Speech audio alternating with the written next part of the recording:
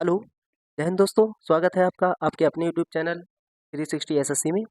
तो एक बार सभी दोस्त बताएंगे आप सभी लोग कैसे हैं। उम्मीद करता हूँ आप सभी लोग स्वस्थ हैं, आपकी तैयारी अच्छी चल रही होगी।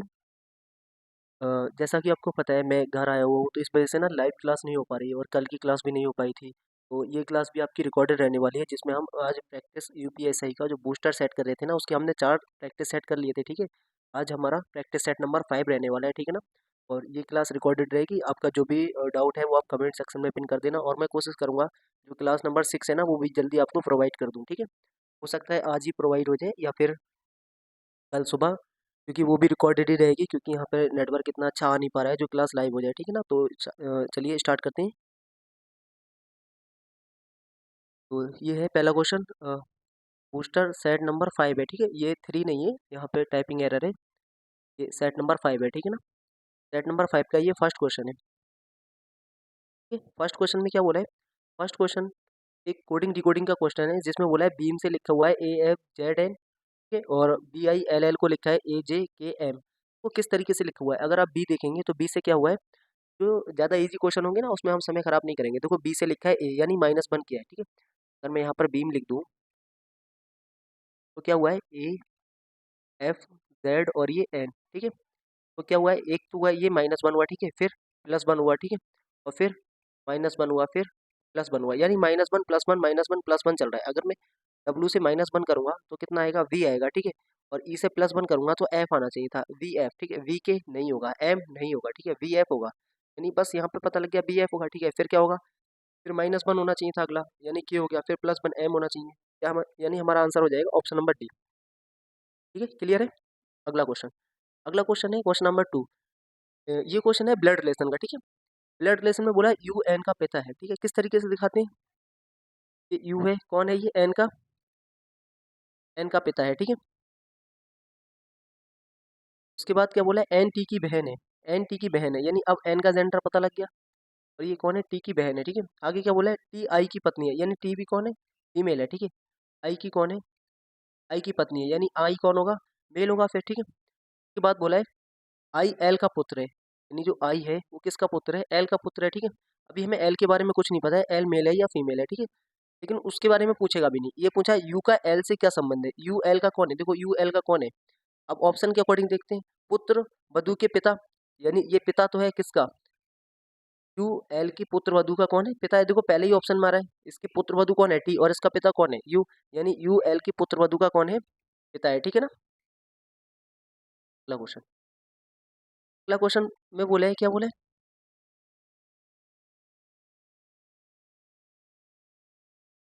बोला है 5 और हैश लगा दिया है, फिर लिख दिया है आपको 3। ठीक है, वो सिंपल है, 5 + 3 किया है इसमें। ठीक है ना, 5 + 3 8 किया है, क्योंकि यहाँ पे 7 + 2 9 हो रहा है, तो ज़्यादा दिमाग लगाना नहीं है। अब 9 + 4 कितना हो जाएगा, 13 हो जाएगा। ठीक है, अगला क्वेश्चन, अगले क्वेश्चन में क्या बोला है, ये भी सिंपल है। ये पूछा है कि इससे रिलेटेड है, फिर अगला 25 किससे रिलेटेड होगा, तो जैसे 15 हो गया, 15 से 30 लिखा है, यानी 15 का दोगुना, 25 से 30 लेंगे 50 हो जाएगा। ठीक है, 25 का दोगुना कितना हो जाएगा, 50 हो जाएगा। इसमें बोला है कि जो नेक्स्ट आकृति है, यानी जो क्वेश्चन मार्क की तरफ है, वो क्या है। देखो इसमें क्या करते हैं ना, इस पैटर्न को एक बार ऑब्जर्व करते हैं, पैटर्न क्या कह रहा है। अगर मैं इसमें देखूंगा तो आपको लगेगा कि सर जो साइड है ना उसकी संख्या कम हो रही है, साइड की संख्या कम हो रही है।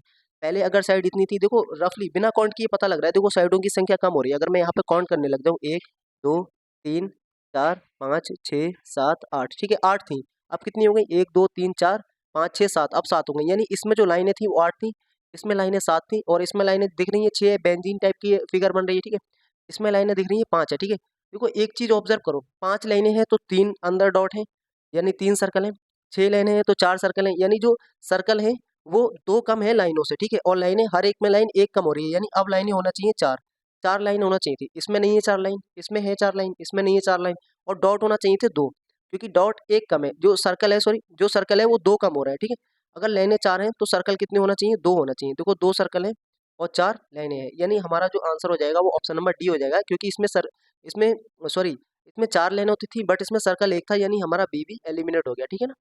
अगला क्वेश्चन, देखो अगला क्वेश्चन क्या बोल रहा है, अगला क्वेश्चन बोल रहा है भावनात्मक बुद्धिमत्ता नेतृत्व को बढ़ाती है। ठीक है, लेकिन तकनीकी विशेषज्ञता के बिना नेता संगठनात्मक उद्देश्यों को पूरा करने में विफल हो सकते हैं। इतनी शुद्ध हिंदी लिखी हुई है, मुझे खुद समझ में नहीं आ रहा है कि ये बात है क्या, ये इसको इतनी बात क्या है, ये इमोशनल इंटेलिजेंस है, क्या है, इमोशनल इंटेलिजेंस, ठीक है, इमोशनल इंटेलिजेंस। इमोशनल इंटेलिजेंस क्या करती है? नेतृत्व। नेतृत्व क्या होता है? लीडरशिप। किसको बढ़ाती है? लीडरशिप को बढ़ा देती है। किसको बढ़ा देती है? लीडरशिप को बढ़ा देती है। यानी जो नेता होते हैं वो इमोशनल अटैच होते हैं, तभी उनकी क्या होती है? लीडरशिप बढ़ जाती है। लेकिन तकनीकी विशेषज्ञता यानी जो टेक्निकल एक्सपर्टाइज एक्सपर्टाइज होता है ना, टेक्निकल एक्सपर्टाइज के बिना नेता संगठनात्मक उद्देश्यों को पूरा करने में विफल हो सकते हैं। यानी जो उनका अगर उनको टेक्निकल एक्सपर्टाइज नहीं है, केवल इमोशनल इंटेलिजेंस है, तो लीडरशिप तो बढ़ जाएगी, लेकिन जो संगठनात्मक उद्देश्य हैं वो पूरा करने में वो विफल हो जाएंगे, ये बोल रहा है कथन। अब उसके बाद जो निष्कर्ष निकल रहा है वो क्या निकल रहा है? नेतृत्व की विफलता के लिए केवल भावनात्मक बुद्धिमत्ता ही पर्याप्त नहीं है। ठीक है, देखो ये बोलता है कि केवल यही पर्याप्त है। तब देखो ओनली, देखो कुछ जैसे कुछ वर्ड होते हैं, जैसे ओनली हो गया, ठीक है, ऑल हो गया, ठीक है, ये थोड़े से एक्सट्रीम टाइप के होते हैं। तो अगर केवल की बात कर रहे हैं ना, जैसे केवल है, अगर ये होता केवल यही पर्याप्त है, ठीक है, केवल यही पर्याप्त है, तब ये स्टेटमेंट गलत होता। लेकिन वो कह रहा है कि नेतृत्व यानी लीडरशिप की सफलता के लिए केवल जो इमोशनल इंटेलिजेंस है वही पर्याप्त नहीं है। ये बात ठीक है, ठीक है, क्योंकि उसके अलावा भी कुछ चीजें होती है ना जो इसके लिए होना चाहिए, लीडरशिप के लिए, ठीक है। उसके बाद बोला है तकनीकी विशेषज्ञता प्रभावी नेतृत्व सुनिश्चित करती है। अब उसने क्या बोला था कि जो इमोशनल इंटेलिजेंस है वो लीडरशिप को बढ़ाती है। स्टेटमेंट बोल रहा है, स्टेटमेंट बोल रहा है कि जो इमोशनल इंटेलिजेंस है वो लीडरशिप को बढ़ाती है। अब ये क्या कह रहा है कि जो और उसके बाद तकनीकी विशेषज्ञता के बिना नेता संगठनात्मक उद्देश्यों को पूरा करने में विफल हो सकते हैं। और सेकंड ऑप्शन बोल क्या रहा था कि जो टेक्नीशियन एक्सपर्टाइज है वो प्रभावी नेतृत्व को सुनिश्चित करती है। देखो ये बात हम डायरेक्ट कैसे कह सकते हैं, जब इमोशनल इंटेलिजेंस भी जिम्मेदार है ना कहीं उसके लिए, तो इसमें बोला है कि तकनीकी, यानी हम ये कह सकते हैं कि सर सेकंड वाला फॉलो नहीं करेगा, फिर क्या करेगा? केवल एक निष्कर्ष अनुसरण करेगा, केवल एक निष्कर्ष अनुसरण करता है, ठीक है ना, केवल क्या करता है? केवल निष्कर्ष एक अनुसरण करता है, ठीक है। 7, क्वेश्चन नंबर 7 है वेन डायग्राम का। वेन डायग्राम में हमसे क्या बोला है? हमसे बोला है फर्नीचर, कुर्सी और मेज। अगर मैं इसको फर्नीचर मान लूँ, ठीक है, जो कुर्सी और मेज होते हैं ना वो फर्नीचर के अंदर आते हैं। अगर मैं इसको चेयर ले लूँ और इसको टेबल ले लूँ, उसने लिख भी रखा है फर्नीचर, टेबल और चेयर। अगर वो ये नहीं भी लिखता ना, केवल सिर्फ इस तरीके से भी बना के दे सकता था, ठीक है, तब भी हमें यही मार्क करना था, ठीक है। टेबल और चेयर किस में आते हैं? फर्नीचर में आते हैं, ये कट जाता, ठीक है। ऐसा नहीं है कि सभी टेबल फर्नीचर है या सभी तो चेयर जो है वो टेबल है, ये भी कट गया, ये भी कट गया, ठीक है। तो ऑप्शन क्या हो गया? सिंपल सा सी ऑप्शन हो गया। अगला क्वेश्चन देखते हैं, क्वेश्चन नंबर 8। बोला है दिए गए महीने की 14 तारीख को कौन सा दिन है? हमें ये बता दिया कि कोई सा महीना है, उसकी 14 तारीख को कौन सा दिन होगा। पहला बोल रहा है महीने का आखिरी दिन रविवार है, ठीक है, मान लिया महीने का आखिरी दिन रविवार है, लेकिन हमें ये नहीं पता है कि महीना 30 में खत्म हो रहा है या महीना 31 में खत्म हो रहा है। अगर 30 में खत्म होगा तो 14 तारीख को दिन बदल जाएगा, अगर 31 में खत्म होगा तो 14 तारीख को दिन बदल जाएगा। यानी हम ये कह सकते हैं कि अकेला एक पर्याप्त नहीं है, ये ऑप्शन कटा। और आइदर और वाला लगाएंगे नहीं क्योंकि पहला तो पर्याप्त है ही नहीं, ठीक है, ये वाला कटा। 25 तारीख को महीने का चौथा शनिवार है। देखो चौथा है, तीसरा है, पांचवा है, कोई मतलब नहीं है। उसने ये बोला है 25 तारीख को शनिवार है। अगर 25 तारीख को सैटरडे है, 25 तारीख को सैटरडे है, तो भाई सिंपल सी बात है ना, जब 25 तारीख को सैटरडे है तो 14 तारीख को बता सकते हैं कि नहीं बता सकते? अब बताओ भाई, 25 तारीख को सैटरडे है, 25 तारीख से हमें क्या करना है? 14 तारीख को बताना है, यानी 11 दिन पीछे जाना है। 11 दिन पीछे कैसे जाते हैं? इसको 7 से डिवाइड करके 4 दिन पीछे जाएंगे। अगर मैं इसके 4 दिन पीछे जाऊंगा तो क्या आ जाएगा? बताओ, सैटरडे से 4 दिन पीछे कर लो। क्या होता है? Wednesday, Sunday, Monday, Wednesday, Thursday, ये फ्राइडे, फिर ये सैटरडे, यानी एक दिन और पीछे कर लो। मंडे, ट्यूसडे, ट्यूसडे होगा, ट्यूसडे होगा। या फिर कैलकुलेशन में आप कुछ भी कर लेना, कुछ भी होगा, लेकिन कह तो सकते हैं ना, जब 25 तारीख को चौथा शनिवार है, यानी चौथे की बात खत्म करो, 25 तारीख को सैटरडे है, जब 25 तारीख को सैटरडे है तो हम 14 तारीख को बता सकते हैं। अब 14 ही नहीं, बाकी किसी और भी डेट पे पूछ सकता है, यानी अकेला एक पर्याप्त है, ठीक है, लेकिन अकेला दो पर्याप्त नहीं है, ठीक है ना। अकेला दो पर्याप्त है बट अकेला एक पर्याप्त नहीं है, ठीक है। ट्यूसडे ही आएगा शायद, वो ट्यूसडे होगा, ठीक है ना। 11 दिन पीछे जाना है, 11 दिन पीछे जाने का मतलब 4 दिन पीछे जाना, क्योंकि 7 से डिवाइड कर लेंगे 11 को, ठीक है। आगे बोला डेवरेज शब्द के प्रत्येक अक्षर को अंग्रेजी वर्णमाला क्रम में उसके ठीक बाद वाले अक्षर से बदल दिया जाता है, ठीक है ना। कोई वर्ड लिखा हुआ है डेवरेज, उसके बाद वाले से बदलना है, यानी डी को हम ई कर देंगे, ठीक है, और ई को एफ कर देंगे, टी को सी कर देंगे, आर को एस कर देंगे, और आई को जे कर देंगे, एस को टी कर देंगे। उसके बाद क्या बोला है? फिर इस प्रकार बने सभी अक्षरों को अंग्रेजी वर्णमाला क्रम में व्यवस्थित किया जाता है। कर लेते हैं ये व्यवस्थित। पहले सी आ जाएगा, फिर ई आ जाएगा, ठीक है, फिर एफ आ जाएगा, उसके बाद आ जाएगा मेरे पास जे, फिर आ जाएगा मेरे पास एस, और फिर आ जाएगा टी। चेंज हो गया ना, CEFJST, ठीक है। इस प्रकार अक्षरों के नए समूह में निम्नलिखित में से कौन सा अक्षर दाईं ओर से पांचवा होगा, दाईं ओर से पांचवा बताना है। तो अल्टीमेट हमें बताना क्या है, ये बताना है इस पोजीशन क्या होगा, इस पोजीशन पे ई आ रहा है तो यही ई होगा ना सर, पांच में यही तो होगा, पांच में यही तो होगा ना, ई आंसर होगा, ठीक है। अगला क्वेश्चन, अगला क्वेश्चन बोला है अंग्रेजी वर्णमाला क्रम के आधार पर निम्नलिखित चार शब्द तीन एक निश्चित तरीके से समान है और एक समान नहीं है, उस ग्रुप को बताना है। देखो अगर आप ना देखो ऑब्वियस सी बात है, आप वीडियो रिकॉर्डेड देख रहे हैं, वीडियो रिकॉर्डेड देख रहे हैं ना, आप हर क्वेश्चन को क्या करेंगे, रिकॉर्डिंग वीडियो देख रहे हैं ना, हर क्वेश्चन को आप पॉज करेंगे एक बार, हर क्वेश्चन को आप पॉज करेंगे और पॉज करने के बाद आप अपना टाइम लेंगे, ठीक है। अपना टाइम लेंगे, क्वेश्चन 10 है जैसे इससे पहले वाला क्वेश्चन था, इससे अगले वाला क्वेश्चन आएगा, आप एक बार वीडियो को पॉज करना, अपना समय लेना, उसके बाद देखना कि आपने किस तरीके से क्वेश्चन बनाया था, ठीक है। जैसे बी से जी हो रहा है, प्लस कितना हो रहा है, प्लस 5 हुआ, जे से 15 हुआ, प्लस 5 हुआ, यू से जेड हुआ, प्लस 5 हुआ, डब्ल्यू से बी हुआ। देखो डब्ल्यू होता है 23 नंबर पर, अगर मैं 23 पे प्लस 5 कर दूंगा, देखो 23 होता है, 23 में अगर मैं प्लस 5 कर दूंगा तो ये आ जाएगा 28, और मैंने बताया था 28 में से 26 घटा के 2 आता है, 2 पे कितना होगा, बी होगा, ठीक है। इस तरीके से निकालते हैं। अगला वाला क्या हो रहा है, बी से हो रहा है एन, यानी 14, 22 और -8। सेकंड वाले में क्या हो रहा है, -8 हो रहा है। देखो पहले वाले में +5 हुआ, सेकंड वाले में -8 हुआ। अगर मैं ओ से -8 करूंगा 7 आ जाएगा, क्यू से -8 करूंगा 17 -8 9 हो जाएगा, ठीक है। यानी अब गड़बड़ यही हो सकता है, सिर्फ डी से -8 करके देखते हैं। देखो डी होता है 4 नंबर पे, और -8 कैसे करेंगे, देखो 4 नंबर से -8 कैसे करेंगे, ये कितना आ जाएगा, माइनस का 4 आ जाएगा। इस माइनस का 4 का क्या करना है, इसे 26 में से घटाना है। अगर मैं 26 में से घटाऊंगा तो 22 आएगा, और 22 पर कितना होना चाहिए था, मेरे पास बी होना चाहिए था, लिखा है डब्लू, डब्लू नहीं होगा, यानी हमारा जो गलत होगा वो होगा सेकंड वाला, यानी जो इसमें से ऑड होगा वो बी ऑप्शन होगा, ठीक है। JDOW नहीं होना चाहिए था, OV होना चाहिए था, ठीक है ना। अगला क्वेश्चन बोला है कि इसमें से कौन सा भिन्न है, अरावली क्या है, ये एक पर्वतमाला है, ठीक है। नीलगिरी एक रेंज है, ठीक है। नीलगिरी रेंज है, अरावली रेंज है, जैसे आल्प्स रेंज हो गई, ठीक है। और यूरोप में रेंज है वो सब है ना, हिमालयन हो गई, और सतपुड़ा भी एक रेंज है। कावेरी क्या है, कावेरी एक नदी है, कावेरी एक क्या है, कावेरी एक नदी है, ठीक है ना। अगला क्वेश्चन, PQRSTU और V में से प्रत्येक की परीक्षा सोमवार से शुरू होकर रविवार को समाप्त होती है, यानी ये 7 लोग होंगे। मंडे से स्टार्ट हो रही है, लिख लेते हैं, Monday, Tuesday, Wednesday, Thursday, Friday, Saturday और ये संडे। देखो इसी तरीके से लिखा करो, टाइम बचता है। सैटरडे को सिर्फ एस छोड़ दो और संडे में SUN लगा दो, TH लगा दो थर्सडे में, क्योंकि ट्यूसडे में टी आ जाता है। देखो यही तरीके होते हैं जो सीखना होते हैं, छोटी छोटी बातें, ठीक है ना। तो आपका समय बचे। अब मैंने क्या बोला था, सबसे पहले हमें उसे सेट करना है जिसके बारे में एग्जैक्ट पता है। आप इसको एक बार पढ़ो, एक बार रफली पढ़ो, आप पहले ना बनाने की कोशिश मत करा करो, एक बार पढ़ लिया करो। अगर आपको पहली लाइन में ही पता लग गया, जैसे टी की परीक्षा शुक्रवार को है, देखो पहली लाइन में टी फिक्स हो गया, जब पहली लाइन में टी फिक्स हो गया, मैं टी को यहाँ रख दूंगा, ठीक है। उसके बाद क्या करना है, पी और यू के बीच ठीक 3 लोग हैं, पी और यू के बीच 3 लोग हैं। देखो मुझे कुछ नहीं पता है पी और यू के बारे में, मैं अभी नहीं फिल करूंगा, जिनमें से किसी की भी परीक्षा रविवार को नहीं है, यानी सिर्फ ये पता है कि जो पी और यू है वो रविवार को नहीं होंगे, ठीक है। यानी पी और यू रविवार को नहीं होंगे, बस इसके अलावा मुझे कुछ नहीं पता है। एस की परीक्षा क्यू के ठीक बाद है, अगर मैं इस तरीके से बोलूँ, एस की परीक्षा क्यू के ठीक बाद है, ठीक बात होती है। बी की परीक्षा यू से ठीक पहले होती है। अब मुझे ये पता है जो बी की परीक्षा है वो यू से ठीक पहले होती है।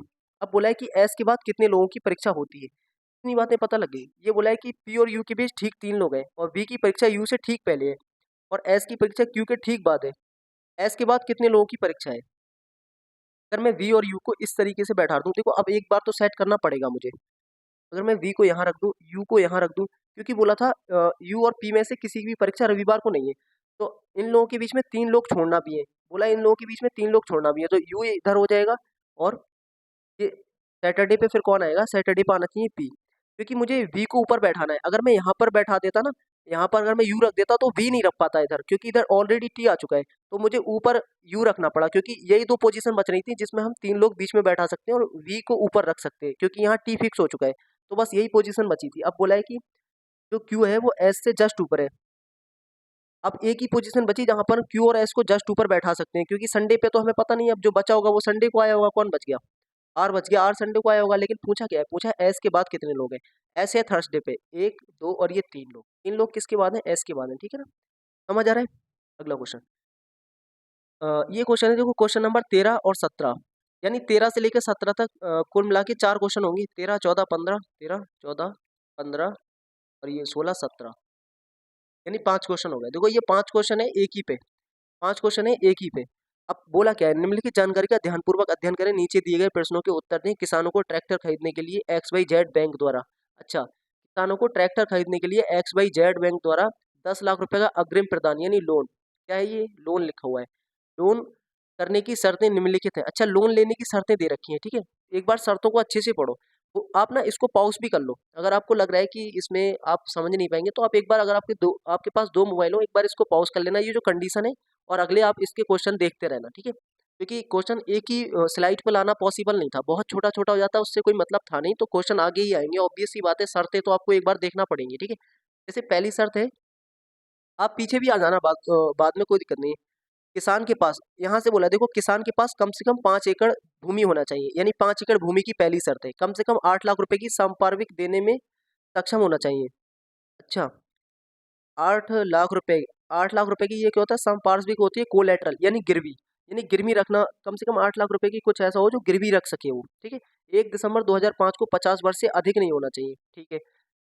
किसान का बैंक से कोई बकाया अधुक्त ऋण नहीं होना चाहिए, यानी कोई जो होता है ना, बकाया नहीं होना चाहिए। पंचायत प्रधान से एक अनुशंसा पत्र पर पत्र प्रस्तुत करने में सक्षम होना चाहिए, यानी जो ग्राम प्रधान होता है वो एक पत्र दे देता है, ठीक है। वो उसको सक्षम होना चाहिए, ठीक है। उस किसान के मामले में जो अन्य सभी मानदंडों को पूरा करता है, इस सभी को पूरा करता है, लेकिन कुछ उपशर्त दे रखी है। जैसे ये उपशर्त है, इनमें दो में छूट दे रखी है, ऊपर एक में छूट है। ये क्या था? ये था हमारे पास 5 एकड़ जमीन, 5 एकड़ जमीन की जगह छूट दे रखी है।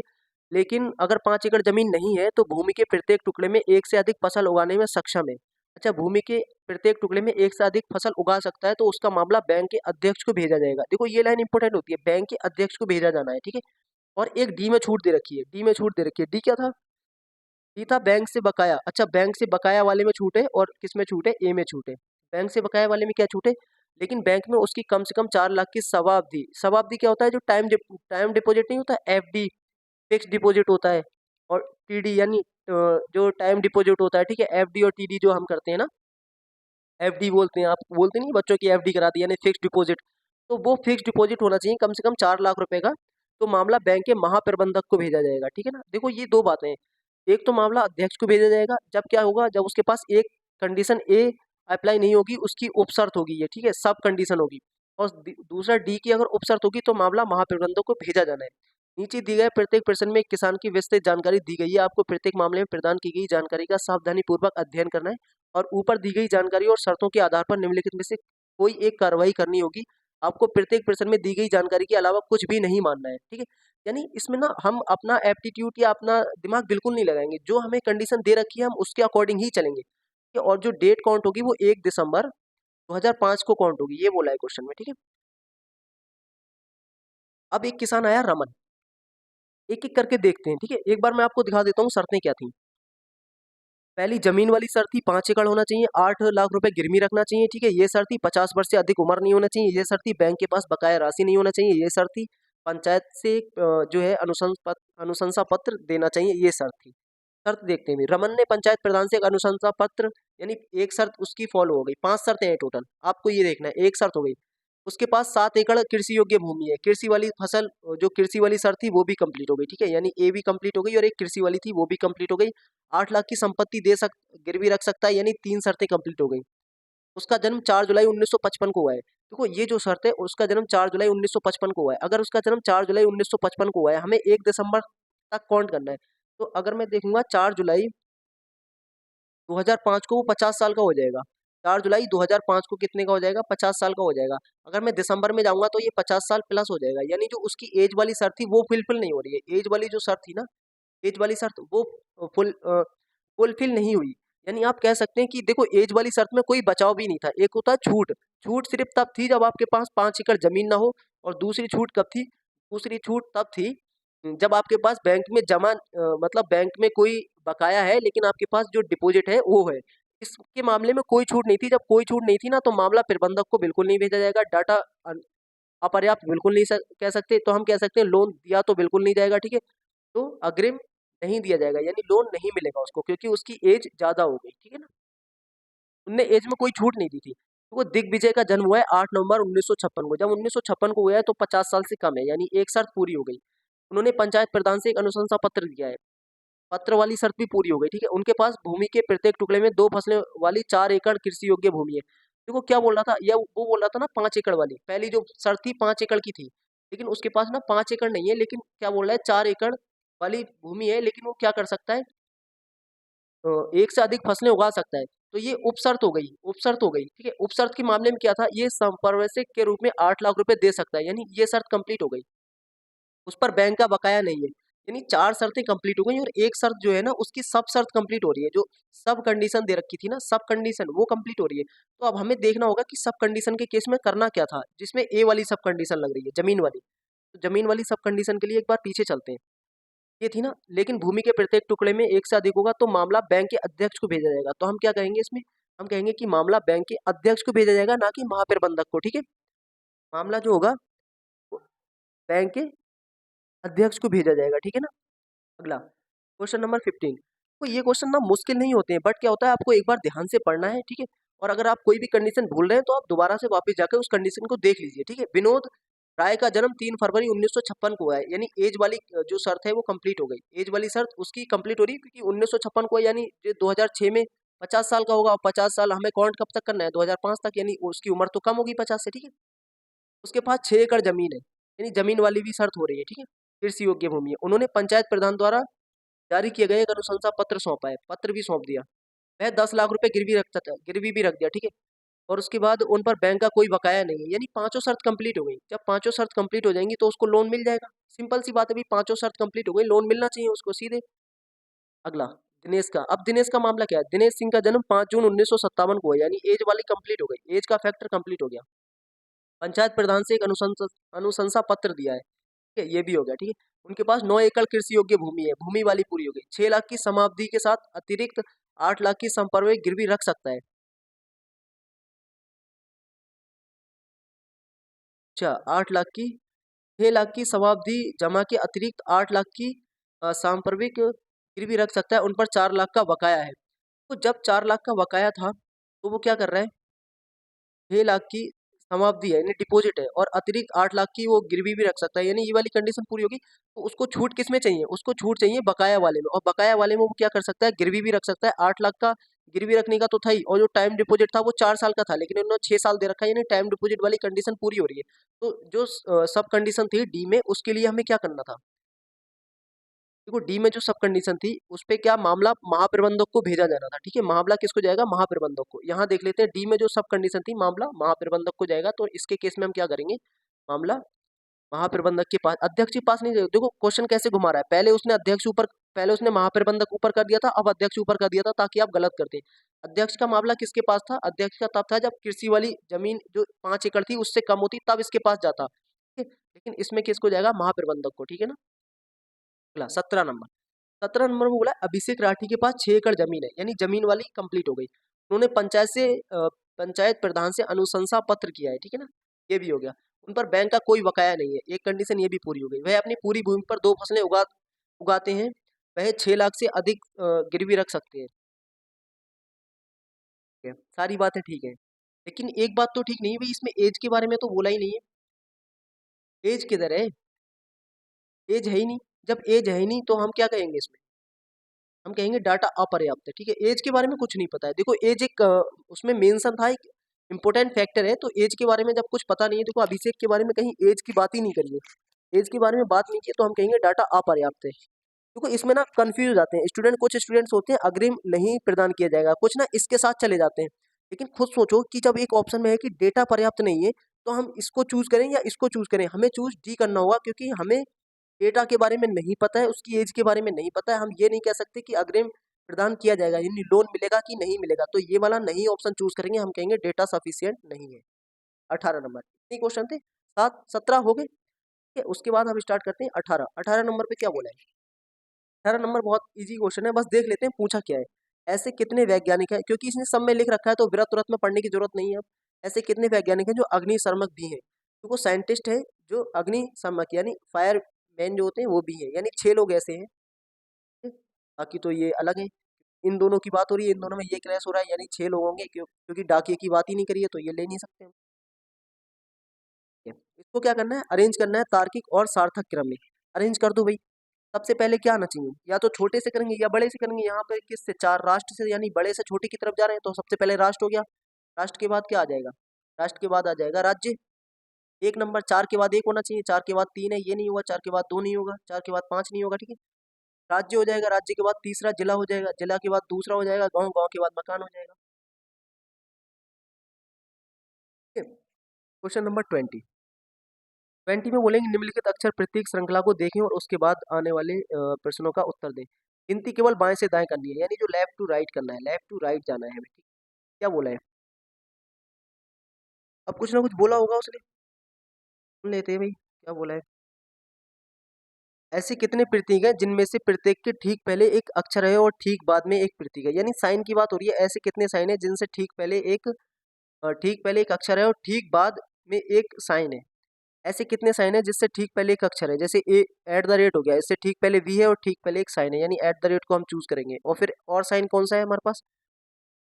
ये तो नहीं है, इसके पहले है लेकिन बाद में अक्षर नहीं है। ठीक है, इसके पहले है और इसके बाद में एक साइन है, यानी एक ये एंड हो गया। ठीक है, एक ही है लेकिन इसके बाद में भी लेटर है, इसके पहले भी लेटर है, बाद में नहीं होना चाहिए लेटर। इसमें दोनों तरफ लेटर से घिरा हुआ है, ये नहीं हुआ, यानी दो बचे, एक एट द रेट और एक एंड। कितने हैं? दो हैं। इससे ठीक पहले एक अक्षर है और ठीक बाद में एक सिंबल है। ठीक है? संख्या 6, 1, 4, 7, 3, 8 और 5 को क्या करना है? बाएं से दाएं आरोही क्रम में। आरोही क्रम क्या होता है? आरोही क्रम होता है बढ़ता हुआ क्रम। आरोही क्रम होता है बढ़ता हुआ क्रम में लिखा जाता है, व्यवस्थित किया जाता है। तो मूल संख्या में अंकों की स्थिति की तुलना में कितने अंकों की स्थिति अपरिवर्तित रहेगी? देखो आरोही अवरोही जब भी आपको कंफ्यूज हो ना, तो आप इंग्लिश कर लेना। इंग्लिश में क्या होता है? इंग्लिश में असेंडिंग और डिसेंडिंग होता है, लिखो वो आप जल्दी समझ लेंगे। जैसे आरोही बढ़ता हुआ क्रम होता है, कभी कभी मैं भी कंफ्यूज हो जाता हूँ इस आरोही अवरोही में। तो मैं आरोही बढ़ता हुआ क्रम होता है 1, 3, 4, 5, 6। जब क्लास लाइव होती है तब तो मैं आपसे पूछ लेता हूँ, और अब लाइव नहीं है तो मैं देख रहा हूँ भाई बढ़ता हुआ क्रम होगा। बाकी अगर गड़बड़ हो तो आप समझ लेना उल्टा हो गया होगा, क्योंकि वो तो इंग्लिश में पेपर आता है, मैं तो तुरंत इंग्लिश में करता हूँ जब भी ऐसी प्रॉब्लम आती है। हालांकि मैं इंग्लिश में ही रीजनिंग करता हूँ, तो मुझे तो दिक्कत होती नहीं है कभी। में क्या चेंज नहीं हो रहा है? जैसे 4 चेंज नहीं हो रहा है, ठीक है, और कुछ है ऐसा? 6 चेंज हो गया, 1 चेंज हो गया, 7, 5, 8, बस एक ही बचा, 4 एक है जो चेंज नहीं हो रहा है। ठीक है, अगला क्वेश्चन। कथन बोला है सभी संतरे सेब हैं, कुछ सेब अंगूर हैं। देखो मैं इसको दोनों तरफ से बता दूंगा, कुछ कीवी अंगूर हैं, कीवी अंगूर हैं, कुछ संतरे अंगूर हैं। कीवी कहाँ से आ गई भाई? ये तो लिखा ही नहीं है स्टेटमेंट में। कीवी तो स्टेटमेंट में है ही नहीं भाई, ये तो स्टेटमेंट में है भी नहीं, कैसे आ गई इसमें? ना कुछ क्या किया है, मिस टाइप हुआ है कुछ दोस्तों, मिस टाइप हो गया, टाइपो एरर है इसमें, टाइपो एरर है प्यारे बच्चों। और अब तो मैं ये भी नहीं बोल सकता कि टाइपिस्ट ने खराब किया है, क्योंकि इसकी टाइपिंग मैंने खुद की है, तो सॉरी, सॉरी बच्चा लोग। अगले चलते हैं, क्योंकि मैं उस पर तो बोल देता था टाइपिस्ट की मिस्टेक है, ये तो मैंने खुद टाइप किया है क्योंकि मैं घर आया हुआ हूँ, टाइपिंग का कोई रोल है नहीं इसमें। 5, 5 नंबर ये सॉरी प्रैक्टिस सेट 5 है। ठीक है, वो 3 भी मिस्टेक हो रही है। देखो मैं टाइपिस्ट से टाइप कराता हूँ तो बढ़िया रहता है, मैं खुद कर रहा हूँ ना, तो ये गलतियाँ हो रही हैं ब्लंडर टाइप की। कोई बात नहीं है, दिल्ली पहुँच के अपना वही रिदम बन जाएगा, फिनिश करते हैं। ठीक है, जैसे ए से लिखा है ई, फिर आई, फिर एम। ठीक है, कैसे बढ़ रहा है? A+4, फिर +4 9 हो गया, फिर +4 13 हो गया, 13×4 कितना होना चाहिए? 13×4 17 होना चाहिए। देखो पहला ही वाला लेटर देख रहा हूँ तो +4 हो रहा है, +4 हुआ, फिर +4 हुआ, फिर +4, क्यू होना चाहिए। क्यू किधर है? क्यू सिर्फ एक ही में है। देखो कितना दयावान है एग्जामिनर, क्यू सिर्फ एक ही में रख रहा है। आगे चेक करने की जरूरत है नहीं, लेकिन कर लेते हैं। देखो 4 का स्क्वायर, 6 का स्क्वायर, 8 का स्क्वायर, 10 का स्क्वायर, अब 12 का स्क्वायर 144 होना चाहिए। 44 है, वैसे चेक करने की जरूरत नहीं है। ठीक है ना, कॉन्फिडेंस रखो थोड़ा सा। क्वेश्चन नंबर 24 में बोला है 536 से हुआ है 513। कुछ ना कुछ घट रहा है, 480, 334। देख लेते हैं भी 36 13 कैसे आएगा? 23 घट जाएगा, और 13 से 80, 13 घटा फिर 20 घटा, यानी 33 घटा, 23 घटा फिर 33 घटा, अब 43 घटना चाहिए, -43 होना चाहिए। अगर मैं इसमें से -43 कर दूंगा तो कितना बनना चाहिए? 80 और ये 40 और 3 37, 437। सही कर रहा हूँ ना कैलकुलेशन? 437 ही आएगा ना? 9 4 7, ठीक है 437। अब 53 घटना चाहिए था भाई, 53 घटा के देख लेते हैं एक बार। 4 और ये 8। देखो हवाबाजी में ना थोड़ा एक स्टेप आगे चेक कर लिया करो। 384 हो रहा है, ठीक है ना? ठीक है ना, इसका मतलब वो कन्फर्म है 437 आएगा, थोड़ा सा देख लिया करो रीजनिंग में। ठीक है? अगला क्वेश्चन 25 तक आ चुके हैं दोस्तों। 25 में बोला है सभी मनुष्य नस्वर हैं, सुकरात एक मनुष्य है। भाई सुकरात एक मनुष्य है। मनुष्य नस्वर क्या होता है? मॉर्टल। बोलते नहीं मैन इज मॉर्टल या ह्यूमन इज मॉर्टल, यानी कोई अमर नहीं है। तो बोला है कि कौन सा कथन सत्य है, सुकरात नश्वर नहीं है। क्यों नहीं है भाई, सुकरात जब एक मनुष्य है तो नश्वर होगा। सुकरात एक देवता है, अरे हमें क्या पता देवता है कि नहीं है, सुकरात नश्वर है ये पता है बस। सुकरात अमर कैसे हो गया भाई, अमर हूं मैं। एक मूवी आती थी उसमें बोलता ना बार बार अमर हूं मैं, नहीं यम, यम है हम, यम है हम बोलता है, अमर है नहीं तो यम है हम। दी गई आकृति में कितने व्रत हैं, कितने व्रत हैं ये बताना है। देखो व्रत काउंट करना ना सिंपल होता है, जो दिख रहा है वही होगा, क्योंकि व्रत के अंदर व्रत चाहे कितने ही काट रहो, व्रत से व्रत कभी बनता नहीं है। मेरा कहने का क्या मतलब था, मेरा कहने का ये मतलब था, जैसे मैंने एक ट्राइंगल बना दिया, मैं एक ट्राइंगल के अंदर इधर लाइन खींच दूंगा, इधर लाइन खींच दूंगा, इधर खींच दूंगा, बहुत ट्राइंगल बन जाएंगे। और मैंने लाइन कितनी खींची थी, एक दो, एक दो, और ये तीन, तीन लाइन खींच के मैंने ना ट्रायंगलों का रायता फैला दिया इसमें। लेकिन व्रत के केस में ये होता है, चाहे व्रत के अंदर तुम कितने ही व्रत बनाते रहो, जो व्रत दिख रहा है ना बस वही व्रत है। अगर मैंने 5 व्रत खींचे तो 5 ही व्रत है, 1 2 3 4 5, पढ़ नहीं सकते। चाहे मैं कहीं से व्रत खींच दूं, व्रत के अंदर व्रत नहीं पढ़ सकते, जब 6 व्रत हो जाएंगे। सिंपल है कि जितने सर्कल हैं वही काउंट करो, कोई भी सर्कल किसी सर्कल के काटने से नहीं बनता है, कोई भी सर्कल किसी सर्कल के काटने से बन ही नहीं सकता कभी, ठीक है। तो काउंट कर लो भाई, 1 2 3 और ये 4, यानी ऊपर 4 है, ठीक है ना। तो फिर 1 और 2, यहाँ पर 2 है, ठीक है। फिर कितने हैं अभी, ऊपर 4 थे, यहाँ पर 2 है, और ये 1 2, 2 ये हैं, 2 ये हैं, 2 ये हैं, नहीं 4 और 2 6, कितने हो गए 6, और 6 और ये वाले 2 8 हो गए, और ये वाले 4 12 हो गए, कितने हो गए 12 हो गए। कुछ गलती हो जाए तो देख लेना। हालांकि मेरा जो समझाने का मकसद था वो यही था कि व्रत के अंदर व्रत नहीं बनता है व्रत काटने से, ठीक है। जैसे ट्रायंगल और वर्क काटने से वर्क के अंदर वर्क बन जाते हैं, वर्क, बट व्रत के अंदर व्रत नहीं बनता है, तो बताना चाह रहा था मैं। इसमें क्या बोला है कि क्या चेंज कर दें ताकि ये सेटिस्फाई हो जाए, 196 हो जाए। देखो सबसे छोटा 3 और 8 दिख रहा है, 3 और 8 रख के क्या यहाँ गड़बड़ तो नहीं हो रहा है, बस एक बार ये देख लेते हैं। देखो गड़बड़ कहीं नहीं हो रहा है, डिवाइड में गड़बड़ नहीं हो रहा है तो कहीं गड़बड़ नहीं हो रहा है, एक बार रख के देख लेते हैं 3 और 8। बाकी नीचे वाले ऑप्शन पे चलेंगे, 3 और 8 चेंज कर लेते हैं।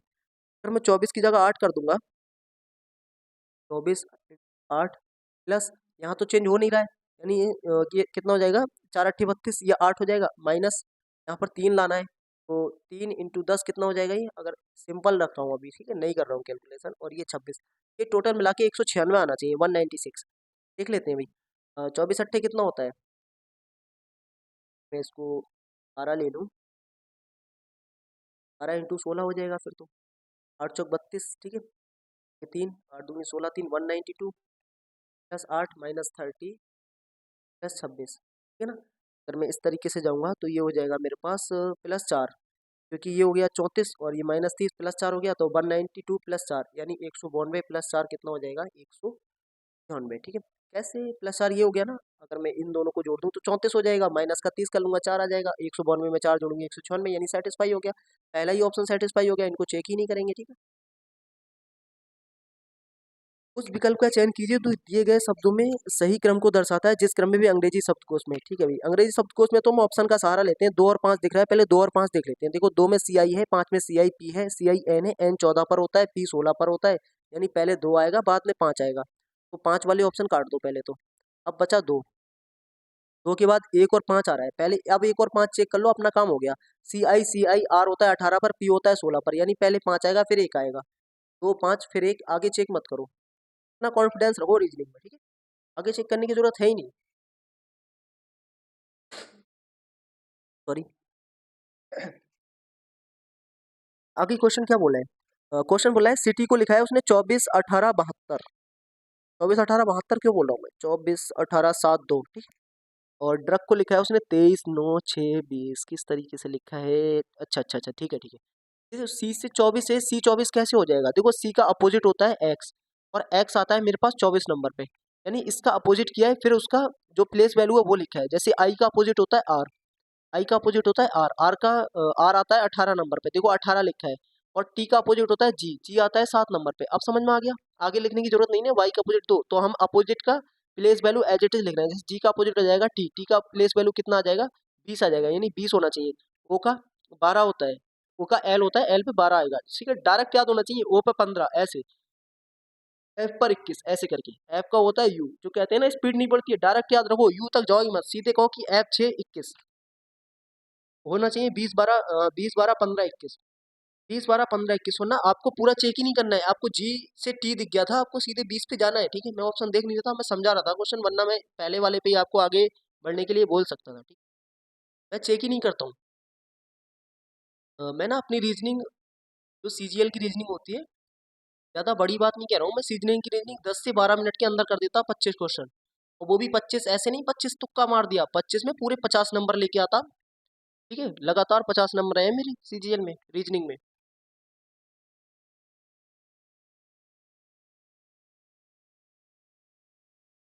अगले क्या बोल रहा है, देखो ये बोला है ए परसेंट बी का अर्थ है ए बी का भाई है, ए एट द रेट बी का अर्थ है ए बी का पिता है, ए बराबर बी का अर्थ है ए बी की पत्नी है। ठीक है, वो ठीक है जो भी लिखा हुआ है। अब इस इक्वेशन में बताना है कि एच के की नानी है। कौन सा कारण है जो इसको स्पष्ट करता है कि एच के की नानी है। पहले हम क्या करते हैं, इस तरीके के क्वेश्चन हम पहले भी कर चुके हैं। पहले जो इक्वेशन दे रखी है उससे रिलेशन बना लेते हैं। एम परसेंट के का मतलब क्या है, सबसे पहले देखते हैं यहाँ पर कुछ उल्टा तो नहीं है, कुछ उल्टा नहीं है, ये सारे सीधे सीधे रिलेशन है। एम परसेंट के का मतलब है, एम भाई है किसका, के का। एम भाई है के का। एम कौन है, एम भाई है के का। आगे बोला है के बराबर दे रखा है, के पत्नी है बी की, यानी के पत्नी है जेड की। के पत्नी है जेड की, ठीक है। के पत्नी है जेड की, यानी जेड पुरुष होगा फिर। और एट द रेट का मतलब है जेड पिता है एल का। जेड कौन है, एल का पिता है। और एल परसेंट का मतलब क्या है, एल भाई है किसका, सी का। एल भाई है सी का। अब हम पहला वाला कारण रख के देखते हैं, पहला वाला कारण रख के देखते हैं।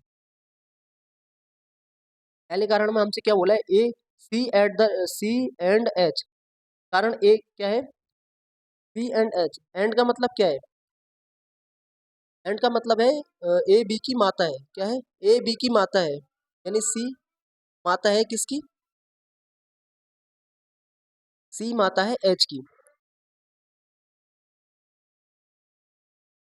सी माता है एच की, ठीक है। उसके बाद क्या बोला है,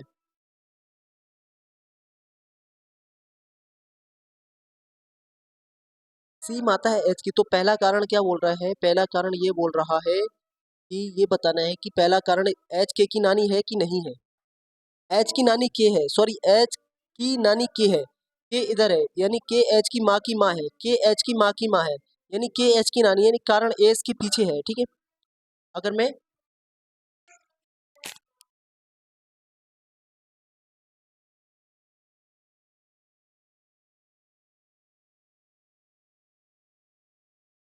अगर मैं दूसरे कारण की तरफ जाऊं, ठीक है, अगर मैं दूसरे कारण की तरफ जाऊं तो N at the rate H बोला है। N at the rate H का मतलब किधर है, एन, एन किधर है, देखो एन तो है ही नहीं कहीं।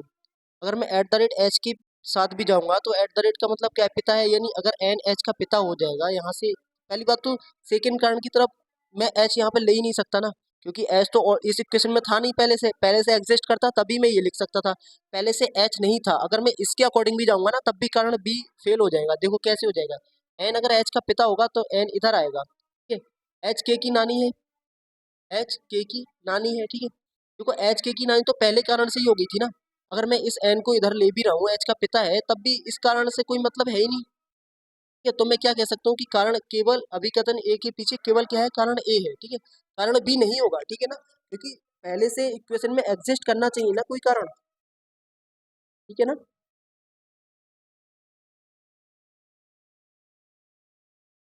अगला क्वेश्चन 31। 31 में क्या बोला है, 31 में एक डाइस है, जो डाइस आपको दे रखा है, ठीक है। और डाइस खोल के आपको क्या बताना है उसमें, डाइस खोल के आपको बताना है ईंट के अपोजिट क्या होगा। देखो मैंने क्या बताया था, इस तरीके का जब भी डाइस खुला हुआ होता है तो क्या होता है उसमें, जो एक छोड़ के जो होते हैं ना वो एक दूसरे के अपोजिट होते हैं। इसके अपोजिट होगा फ्लाई, ऐसी रन के अपोजिट क्या हो जाएगा, रन के अपोजिट हो जाएगा प्रे, और प्ले के अपोजिट क्या हो जाएगा, क्राई। तो ईट के अपोजिट बताना था, क्या होगा, फ्लाई होगा, ठीक है। ईट के अपोजिट फ्लाई होगा। Question number 32। 32 में क्या है, 32 में A B C D J के एल एक गोल मेज के परिता बैठे हुए हैं, ठीक है। पहले ये देखो लोग कितने हैं, दो और दो चार और दो छह और एक सात। जब जब भी 7 लोग या 9 लोग बैठते हैं ना तो उसके आमने सामने बैठने का सीन खत्म हो जाता है। तो अब ये पता है कि आमने सामने कोई नहीं बैठेगा। जब आमने सामने कोई नहीं बैठेगा तो हमें 7 बस डंडे बना लेना है इस तरीके से,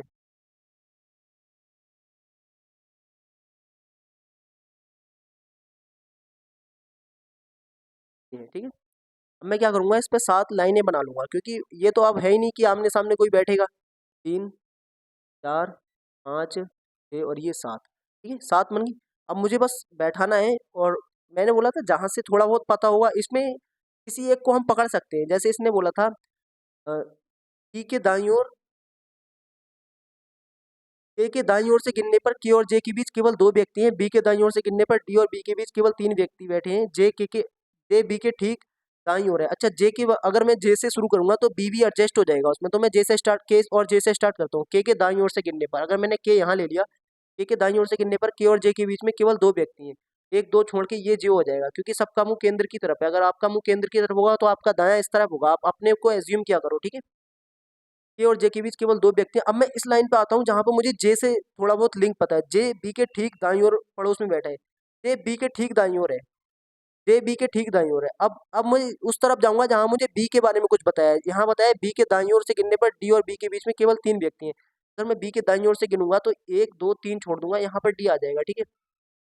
आगे क्या बोला है, ए एल के ठीक दाईं ओर पड़ोस में है। देखो ए एल के ठीक दाईं ओर है, तो एल यहाँ पर होगा, ए यहाँ पर होगा, क्योंकि इन दोनों का मुख्य केंद्र की ओर होगा। यहाँ क्या बच गया, सी बच गया। देखो जो एक पोजीशन बची है वो सी की बची है। सी के ठीक दाईं ओर चौथे स्थान पर कौन है, चौथे स्थान पर कौन है, 3 ये छूट गया, चौथे स्थान पर ए है, ठीक है। 1 2 3 चौथे स्थान पर ए है। अगला क्वेश्चन, अगला भी किसका है, सिटिंग अरेंजमेंट का है। क्या बोला है, 7 व्यक्ति हैं जो ए बी सी डी एक रो एक पंक्ति की ओर बैठे हुए हैं। इसमें भी क्या करते हैं, 1 2 3 4 5 और ये 6 और 7, 7 लोग हैं, 7 अब 7 हुए, ठीक है। 3 और 3 6 और 1 7, उत्तर की ओर अभिमुख होकर बैठे हैं। आर के बाईं ओर केवल 3 व्यक्ति हैं। देखो हम पहले उसको लॉक करते हैं जिसकी पोजीशन हमें पता है। आर के बाईं ओर केवल 3 व्यक्ति हैं, आर के बाईं ओर केवल 3 व्यक्ति हैं, यानी इधर 3 होंगे, फिर इधर भी 3 होंगे, यानी आर बीच में बैठा है। सी के दाईं ओर केवल ए है, सी के दाईं ओर केवल ए है, यानी सी इधर होगा, ए इधर होगा, इन दोनों की पोजीशन लॉक हो गई। सी और क्यू के बीच में केवल 3 व्यक्ति हैं, सी और क्यू के बीच में 3 है, तो क्यू इधर आ जाएगा, 1 2 3 बच गया, ठीक है ना। बी पी के बाईं ओर से किसी स्थान पर है, यानी जो बी है वो पी के बाईं ओर है, बी पी के बाईं ओर है, ठीक है, ये पता लगा इससे। बी पी के बाईं ओर किसी स्थान पर है, जरूरी नहीं है कि तुरंत बाद है, लेकिन डी के दाईं ओर है, यानी डी इस तरफ होगा, यानी जो बी होगा वो पी और डी के एग्जैक्ट बीच में, एग्जैक्ट नहीं कह सकते सॉरी, जो बी होगा वो पी और डी के बीच में होगा, यानी पी के लेफ्ट में और डी के इस तरफ। तो मैं, मेरे पास ये 3 पोजीशन है, ये 3 पोजीशन है, तो आप बताओ किसको कहाँ बैठाऊं। मैं यहाँ पी को बैठा देता हूँ, फिर बीच में आ जाएगा और डी इधर आएगा। देखो यही एक पोजीशन है जो इन सबको सेटिस्फाई करेगी, और कोई पोजीशन सेटिस्फाई नहीं करेगी, यानी सारी चीजें पता लग गई। अब क्या बोला है, डी और पी के बीच में कितने व्यक्ति हैं, बस ये बताना है। तो डी इधर है और पी इधर है, व्यक्ति कितने हैं, 3 है, व्यक्ति कितने हैं, 3 है। 34, 34 में बोला 90 छात्रों की एक कक्षा में लड़कियां लड़कों से दोगुनी है, यानी गर्ल्स और बॉयज की अगर बात की जाए तो दोगुनी है। 90 छात्र हैं तो लड़कियां दोगुनी कितनी हो जाएंगी, 60 हो जाएंगी, और बॉयज कितने हो जाएंगे, 30 हो जाएंगे। देखो आप इस तरीके से कर सकते हैं, कोई बुराई नहीं है। अ, एक बॉय है और 2 लड़कियां हैं, तो 2 और 3 60, 90 हो गई, 3 की वैल्यू 90 हो गई, तो 1 की वैल्यू 30 हो गई, तो 2 की वैल्यू 60 हो गई। देखो आना तो यही है, चाहे आप कुछ भी कर लो, आना यही है, ठीक है। तो मैंने डायरेक्ट लिख दिया था बस। आगे क्या बोला है, आगे बोला है यदि राहुल ऊपर से 20 में पर है, अगर मैं ऊपर टॉप मानता हूँ, आपको पता है नीचे बॉटम मानता हूँ, राहुल 20वें स्थान पर है, राहुल इधर है, जो कौन सी पोजीशन है, जो 20वीं पोजीशन है, ठीक है, राहुल 20वें स्थान पर है। आगे क्या बोला है, बोला है उससे आगे 15 लड़कियां हैं, यानी 15 लड़कियां इस तरफ है, 15 गर्ल्स हैं, इससे आगे 15 गर्ल्स हैं, तो उसके पीछे लड़कों की संख्या बताना है। देखो इसके आगे कितनी है, 15 लड़कियां, और यहाँ से यहाँ तक टोटल लोग हैं 20, टोटल लोग हैं 20, जिसमें से 15 लड़कियां, यानी 5 हैं लड़के, 5 है लड़की। अब ये इसके नीचे जो पोजीशन बची, अब बचे कितने, 25 लड़के, 25 लड़के इसके नीचे होंगे, क्योंकि राहुल भी एक लड़का है ना। तो ऊपर लड़कियां हैं 15 इसके ऊपर, और राहुल को लगा के यहाँ से यहाँ तक कितने थे, यहाँ से यहाँ तक थे मेरे पास टोटल 20 लोग, जिसमें 5 लड़के थे, राहुल को लगा के इसके नीचे हो जाएंगे 25 लड़के। सिंपल है, ठीक है।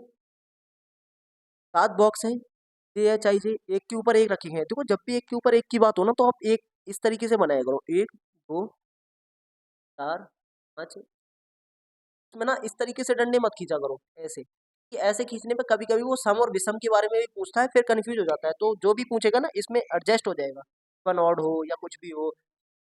एस के नीचे केवल 3 बॉक्स हैं, देखो उसकी पोजीशन लॉक करो जिसके बारे में पता है। तो सबसे पहले एस के बारे में पता लग गया, एस के नीचे जब भी ऐसा आता है ना, ऊपर इतने हैं नीचे इतने हैं केवल इतने हैं ना, तो वो पोजीशन लॉक हो जाती है। जैसे एस की पोजीशन लॉक हो जाएगी, एस के नीचे केवल 3 है, मेरे पास एस आएगा इधर, ये हुई एस की कंडीशन, ठीक है। इसके नीचे केवल 3 है, 1 2 3, एस की पोजीशन लॉक है, ठीक है।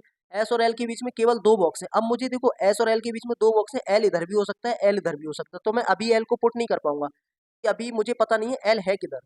तो दोनों तरफ पॉसिबल हो रहा है अभी। ए के नीचे केवल जी को रखा गया है, देखो इन दोनों की पोजीशन लॉक हो गई, इधर हो जाएगा जे और इधर हो जाएगा जी। ठीक है, अब मुझे पता लग गया एल किधर आएगा। जैसे ही मैं अगर पहली लाइन पढ़ता ना तो मैं दोनों तरफ एल रखता, लेकिन अब कंफर्म हो गया कि एल ऊपर आएगा, यानी एल टॉप पर है। ठीक है, ये एल है और इसके नीचे क्या है, इनके बीच में दो लोग हैं। ठीक है, आई को के ऊपर रखा गया है, आई को के ऊपर रखा गया है, बस ये पता है, लेकिन ये नहीं पता है कौन कहाँ है। एच को के नीचे रखा गया है, यानी एच इधर रखा गया है। देखो अब मेरे पास तीन पोजीशन है और तीन ही क्या है बचे, देखो तीन पोजीशन है और तीन ही कैरेक्टर बच रहे हैं, यानी तीन लेटर्स बच रहे हैं, यानी आई इधर आ जाएगा और के इधर आ जाएगा और एच इधर आ जाएगा। यही तो सेटिस्फाई कर रहे हैं ना।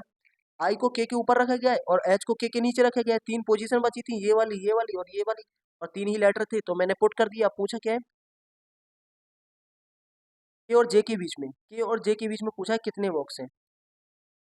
ये बता देते हैं के और जे के बीच में, ये है के और ये है जे, बॉक्स कितने हैं एस और एच, यानी दो बॉक्स हैं। ठीक है, के और जे के बीच में कितने बॉक्स हैं, दो बॉक्स हैं। 36, ये 5 नंबर है, 5 नंबर। ठीक है ना, कागज के एक टुकड़े को मोड़ा गया है फिर काटा गया है, ये कैसा खुलेगा। देखो कभी ना अमॉर्फस टाइप की आकृति नहीं बनती है उल्टी सीधी, ये इधर जा रहा है इधर जा रहा है, ये नहीं होगा। एक सिमेट्री बनती है, ये ऊपर जा रहा है ये नीचे जा रहा है, ये भी नहीं होगा और ये भी नहीं होगा। ठीक है, तो सिमेट्री क्या लग रही है आपको, देखो इस तरीके से काटा है ना।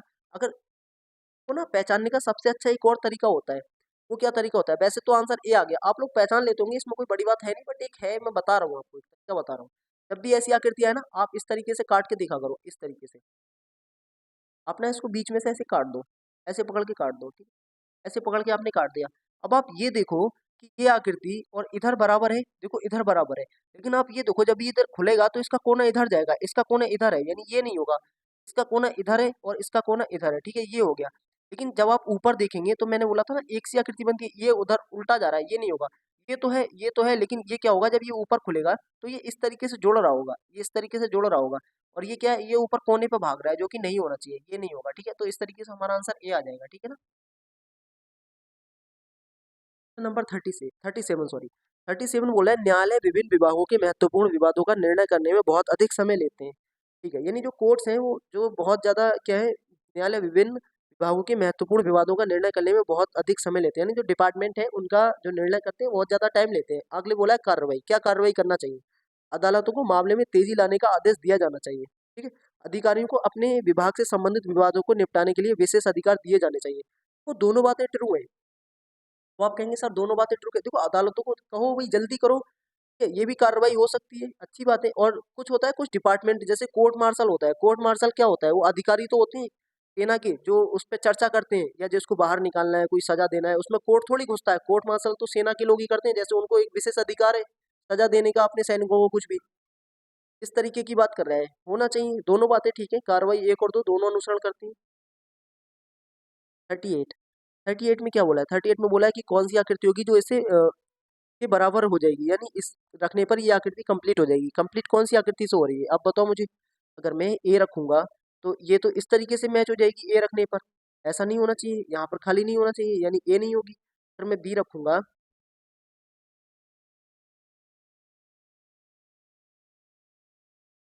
अगर मैं बी रखूंगा, देखो बी रखूंगा, ये आ रही है ये आ रही है, यानी बी पॉसिबल है। ठीक है, ये रखूंगा तो ये भी इधर आ रही है, ये नहीं होगी, ये तो ऊपर उल्टी जा रही है, ये भी नहीं होगी। ठीक, क्या आंसर होगा मेरे पास, आंसर होगा बी। ठीक है, आगे 39, ब्लड रिलेशन का क्वेश्चन है। कौन सा टाइप होता है, pointing towards, pointing towards, किसी की तरफ इशारा करना। इशारा क्या है, रेशमा का परिचय कराते हुए, एक मेहमान, रेशमा का परिचय एक मेहमान से कराते हुए एक महिला करिश्मा ने कहा। अच्छा, करिश्मा ने कहा वह मेरे ससुर। अगर मैं यहाँ पर हूँ, देखो मैं अपने आप से, देखो जब भी हो ना अपने आप से स्टार्ट करो, ये है मैं कौन है, मैं मेरे ससुर, मेरे मैं किसके लिए था, करिश्मा ने कहा, करिश्मा कह रही है ना, ये करिश्मा होगी, ये कौन होगी, ये होगी करिश्मा। ठीक है, ये हो गई करिश्मा, यानी मैं कौन होगा यहाँ पर, मैं करिश्मा होगी। वह मेरे ससुर, करिश्मा के ससुर, करिश्मा के ससुर कौन होंगे, इसके ये हस्बैंड हो गए। ठीक है, हस्बैंड के पिता, ये हो गए हस्बैंड के पिता, इसके ससुर, यहाँ तक पहुंच गए। मेरे ससुर की बेटी, इसके ससुर की बेटी कौन होगी, इस पत्नी, यानी इसके पति की बहन। ठीक है, मेरे ससुर की बेटी की बेटी है, मेरे ससुर की बेटी की बेटी है, ये है, इसके बारे में बात हो रही है। ये कौन है, रेशमा, ये कौन है? रेशमा है, ठीक है। रेशमा है, ठीक है ना। अब क्या बोल रही है? रेशमा करिश्मा से कैसे संबंधित है? रेशमा करिश्मा की कौन है? करिश्मा की कौन होगी? उसके पति के बहन की बेटी है, यानी उसकी भतीजी या भांजी होगी। एक जनरेशन नीचे जा रहे हैं, बहन तो होगी नहीं, भाभी तो होगी नहीं, भाभी एक जनरेशन ऊपर होती है, चचेरा भाई तो होगा नहीं क्योंकि ये लेडीज है। कौन होगी? भतीजी या भांजी। आप अपने रिलेशन में जो भी बोलते हो भतीजी या भांजी होगी, ठीक है। Question number 40।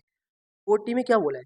40 में बोला है एक विशिष्ट वर्ष में 16 जून को शुक्रवार था, तो उसी वर्ष में जुलाई माह में पहला शुक्रवार किस तारीख को होगा?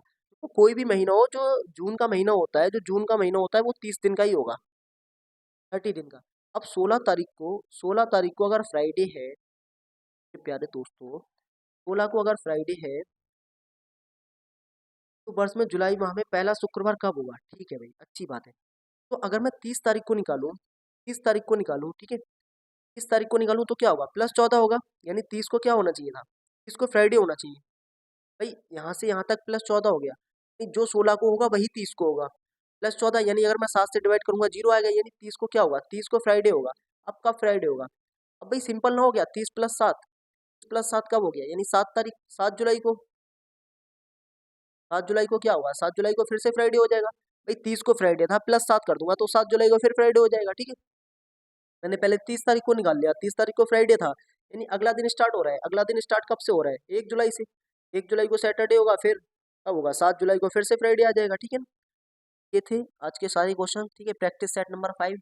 अब जो सेट नंबर 6 है ना, वो भी मैं जल्दी अपलोड कर दूंगा, वीडियो ही अपलोड करना पड़ेगी, लाइव स्ट्रीम हो नहीं पा रही है इंटरनेट के इशू से, ठीक है। तो थैंक यू, और चैनल को सब्सक्राइब जरूर कर लें, ठीक है। और 1 के कंप्लीट हो गए, उसके लिए आप सभी को बहुत बहुत धन्यवाद, ठीक है ना। ये सब आप ही की वजह से हुआ है, इतनी जल्दी 1 के कंप्लीट हो गए, ठीक है ना। 1 के प्लस ही हो गए, और आगे बहुत जल्दी हम आगे भी पहुंच जाएंगे, ठीक है। और अगर कुछ भी मिस्टेक हुई हो तो आप कमेंट कर देना, या जो भी आपको लगे कुछ आपकी समझ में नहीं आया तो आप सजेशन में लिख सकते हैं, क्योंकि क्लास लाइव हो नहीं पा रही है तो थोड़ा इशू आ रहा है। बाकी नेक्स्ट क्लास में पढ़ते रहिए, ठीक है, मस्त रहिए, ध्यान रखिए अपना। जय हिंद एंड जय भारत।